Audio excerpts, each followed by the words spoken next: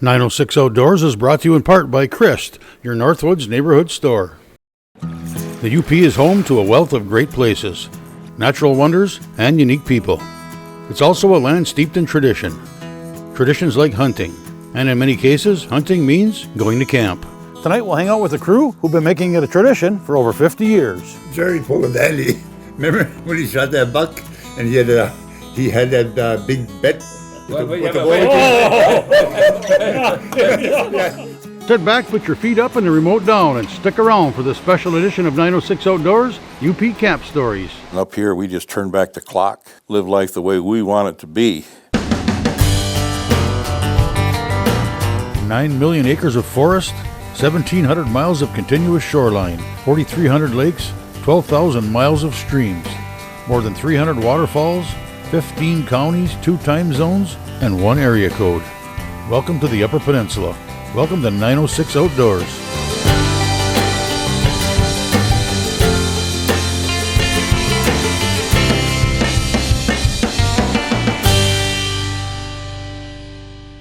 .906 Outdoors is brought to you by Cooking Wild Seasonings. Make it fresh, make it yours. The term deer includes mule deer, black-tailed deer, moose, elk, red deer, fallow deer, reindeer, and a couple more I can't pronounce. In the UP, it means whitetails. The term camp is a building in the woods, sometimes a home away from home. You put the two together, you have what can be best described as tradition.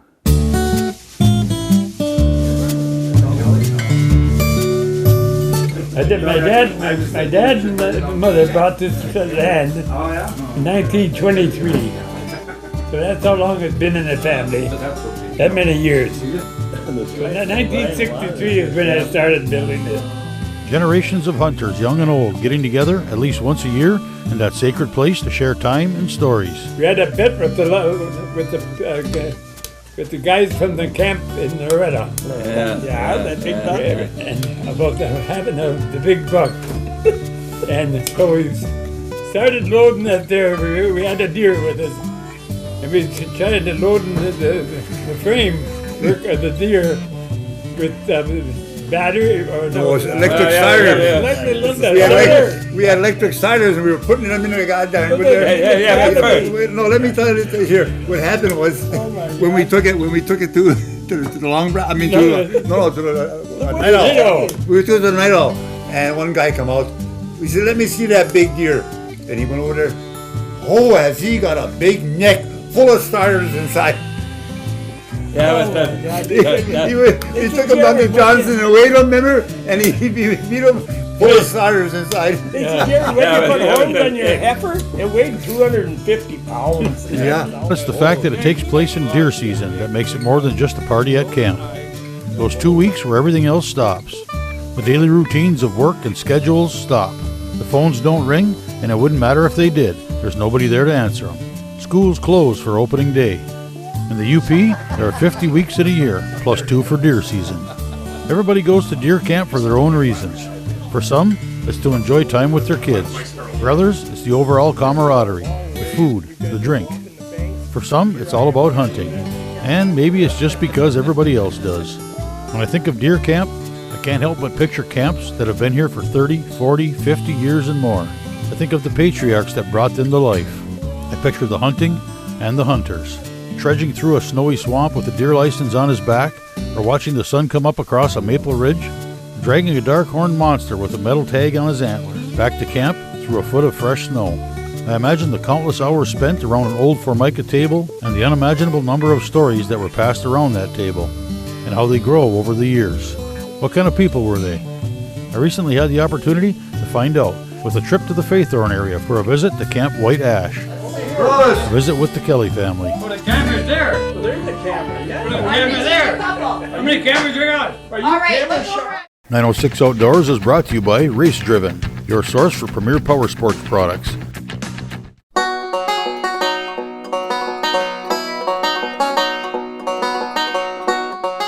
This isn't the first time this crew has been in front of a camera. In 1975, filmmaker Francis Murphy contacted Tom Kelly about a movie he was working on. It would include hunting and fishing in various locations across North America. The movie was called Tundra. Francis Murphy decided he's going to make a movie, so he told me, he said, Well, we're going to have 8 segments. He said, I'd like to do one segment of the whitetail up in Michigan, up in UP.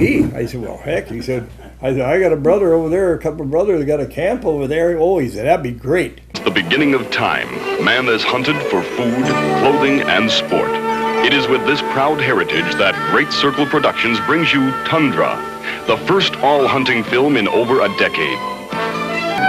And finally, to a white-tailed deer camp in Michigan's Upper Peninsula as 6 Irish brothers and friends drink and dance a little after bagging $10 in 3 days.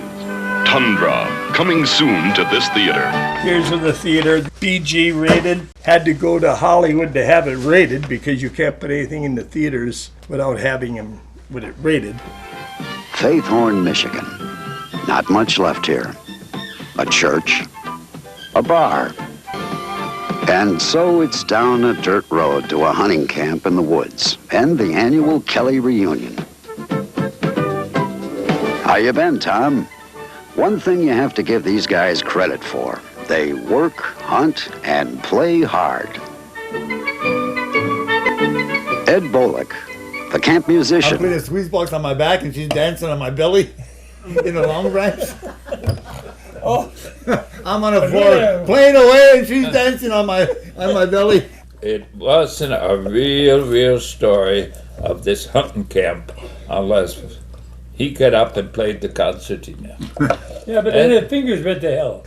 They play at the Polish Paradise, which is the Night Owl now, the Polish Paradise.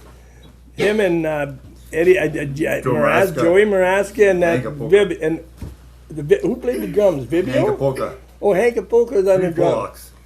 They went down in the basement one time. We were in there, we were sitting there, and she was rocking in the. Remember, Eddie? The floor was going up and down, and Louis Ball said, hold it, stop the music. 3 or 4 of the structural engineers, all drunks at the bar, they went in the basement. Pow, pow, you could hear this banging. Okay, they shored up the weak spots down there in the basement. Okay, kick her on, Polka Cats, let her go. When Charlie came over here with his crew from Hermanville, and Roger and Doc and Bobby, everything, and they come in here with their instruments, and remember when they play that music, Charlie? Oh, yeah. We just loved it. It was great. Right up in the corner, Right here, yeah, and they would play that music here. We had a good time. Oh, did they have a good time? Yeah, that was about the best night we had here. When Charlie brought his brought the white. We had a lot of good times in this camp. Yeah. A lot of fun. And I used to say I was an altar boy for 20 years. Yeah, I was an altar boy for what, 6 months? I used to Got go, rid of you. I used to Kicked go you in there off. and I'd fix the engine. He kicked you off. I shot a buck that was swimming the river, Shot a and then buck. we had to go get a raft. I had to go and I went across the river, and why I didn't drown, Bogey, I had to go across the river in an inner tube. Remember we down and blew up the inner tube at the Garrison store? Who's going to go across and get the buck? It's hung up on right across the Menominee River all the way down. They made a drive over across the track. Yeah. And look, what was it, Fred? What kind of a deer was it? Wow, damn it, he says it had to be a buck, because the doe couldn't run that fast. Hey, the best one was Freddie Burke and Ray DeBaker. They were going to those land. They're going to hunt. And Freddie says, I know, Ray DeBaker says, there's a buck, Freddie. Bang! Right through the window. He's out the window. He shot the window all right through the window. It's right. Trophies, large and small, clutter the interior. They're always good for an argument as to who shot what and where. Tomorrow is opening day, so for the older guys, it's a good supper and off to bed. Opening day finds Tom on a frosty stand. The mornings are spent in standing, the afternoons driving. We got here at 4:30 a.m. It's now after 7 a.m. and nothing has happened. A small forkhorn tears by. Tom misses. On the way out, Tom stops to help a happy young hunter we know only as Tibbs tag his first deer. Bucks run small in this brush country, and I guess you could say the Kellys are deer hunters, not trophy hunters. Anyway, at a little after 8 a.m., the first buck is on the meat pole, and congratulations are in order for a proud young hunter. And so throughout the afternoon, they drift in. This is beginning to look like a good opening day. Boy, it's tall stories and much whoopee tonight. Time out, time out.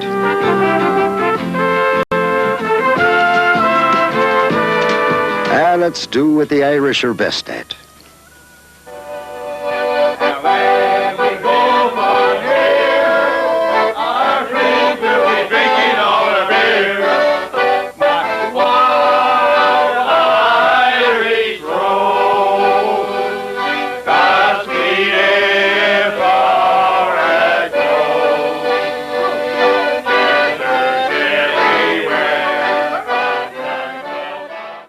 Today's show is brought to you in part by Rapid River Knife Works, home of Michigan's largest custom knife factory showroom.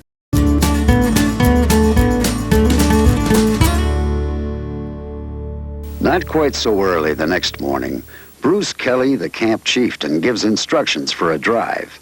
The standers go to posts with strange names like Peas and Oats, Buck Hill, Burnt Landing, and so on. And they're off. The first drives are on the high ground, where the going is fairly easy. When all else fails, they head for the swamp. This drive isn't too productive, just a few does. The bucks are probably bedded down in the swamp. Patty Hayes, 50 years a deer hunter. We asked him how many deer he'd killed. He replied, "I stopped counting 30 years ago." With all else failing, they decide to head for the big swamps. Now, this has been a constant producer over the years. This drive ends up in a small open meadow. Deer coming out of the swamp have to cross here to reach timber, resulting in one of the few places you can get a clear shot in this brush country. Deer hunting is something like the Army. Hurry up and wait. Tom's rifle is a 30-06 semi-automatic. Now watch closely. We have company. Hey, wake up, Tom.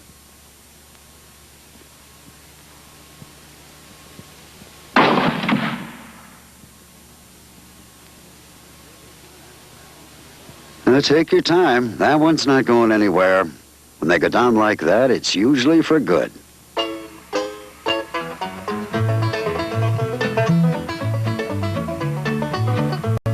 A 6-point. You know, not bad for this neck of the woods. Chuck is the next one to get lucky. He's shooting a .250 Savage. A spike buck tries to cross the field. Chuck is gonna give it a try.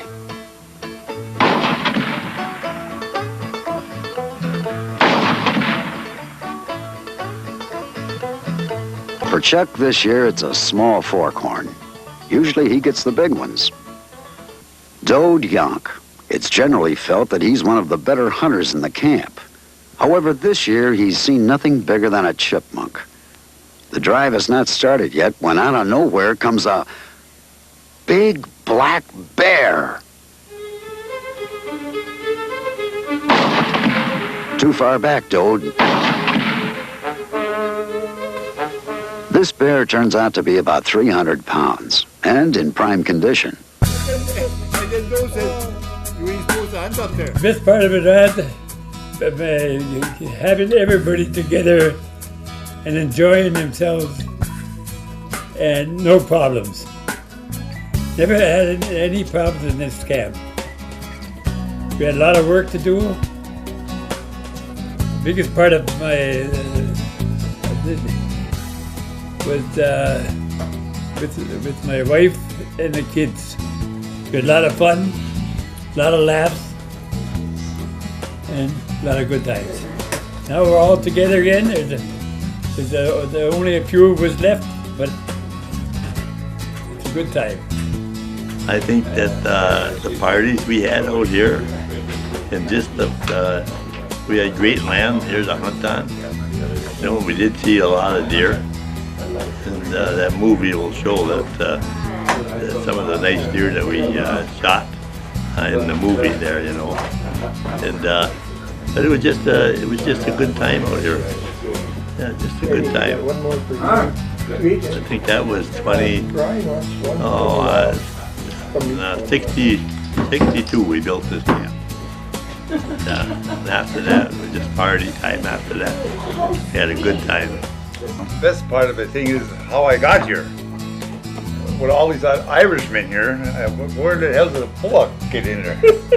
Well, anyway, so Bruce and I worked together at the mill, and I helped him build the camp and all that. So he said, "You can hunt on a camp then." So I can hunt on a camp and that. But the only reason he brought me here because I furnished the music. You were the man. You furnished the music. I wasn't a hunter. I couldn't hunt. Bruce would put me on a post and let me sit there all day. I'd freeze there and come back. And they were shooting all the deer. But I enjoyed it on a camp here with them guys. It was a lot of fun with them. This was a party. Hunted hard, and it was real different from what it is today. You know, today we got, like I said, today we hunt out of shacks and individual. Before we had you had 6, 7, 8 drivers and 6, 7, 8 posters, and you just switched the drivers and then the posters and drive back and forth. And so that was and we a lot of deer, shot a lot of deer, and so it was a good time. But we've had so many great years here. They're great years. In fact, we were born within, most of us, within a quarter of a mile of here. So we have to appreciate this. Deer camp is not unlike church. It's not about the building, but about the people who congregate there. It's about hunting, the buck pole, opening morning, and the night before, when everyone is together sitting around that table laughing and telling stories. It's about a kettle of chili on the wood stove, a few beers, a hot cup of coffee after a cold morning hunt. It's all of that and a lot more, rolled together and squeezed out into the shape of a building, set in a spot in the most beautiful place in the country. Deer camp is not somewhere you go. It's something you do. You know, you built something like this here and built a camp, and it was open for everybody, the whole family. Hopefully they enjoyed it, because that's why we built the camp to begin with, for a family. I guess it proves it today that with all the people that we showed there today, that it was a good time. Smile!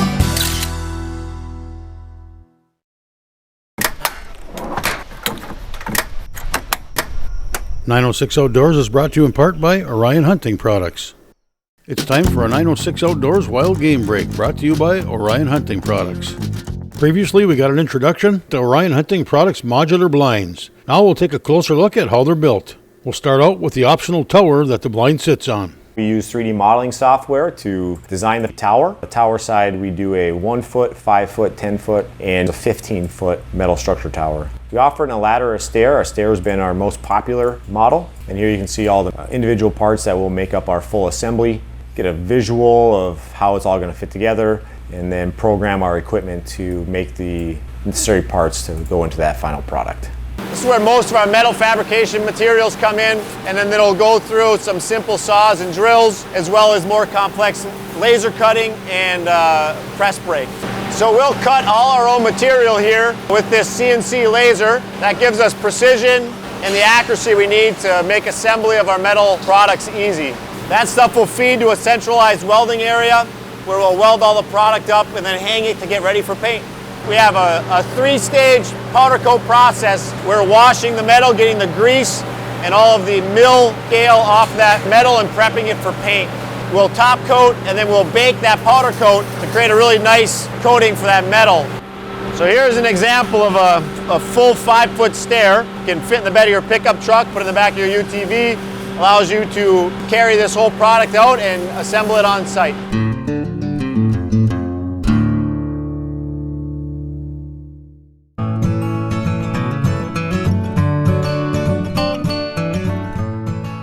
Deer season is right around the corner, and if you haven't already done it, it's time to make sure your gun is on the mark. Here's a tip on resting your rifle when sighting in. You go out and you want to use a good rest. Now you can get as exotic as you want with it. They make all kinds of them nowadays that are very good. One of the less exotic ones is the lead sled that you see here, and it solidly holds your gun in place while you're sighting in so that you're assured that what the target is telling you is exactly what's happening. It takes the variables of the human element out of it so that you actually know what the firearm is performing as. Regardless of whether you use a rest like this or if you use sandbags, these don't have sand in them, they just got corn in them, but they work well. Regardless what you're using, you do not want to support your gun by the barrel. You don't want any pressure on that barrel at all because that will change your point of impact on the target. So you want to support by the forend and by the buttstock, of course, and you want it to be as solid as possible. You want to be shooting off a good solid bench. You don't want to just throw a couple of jackets on the hood of your truck and rest the rifle on that and think that that's good enough. That's not going to give you an accurate reflection of what the gun is actually doing.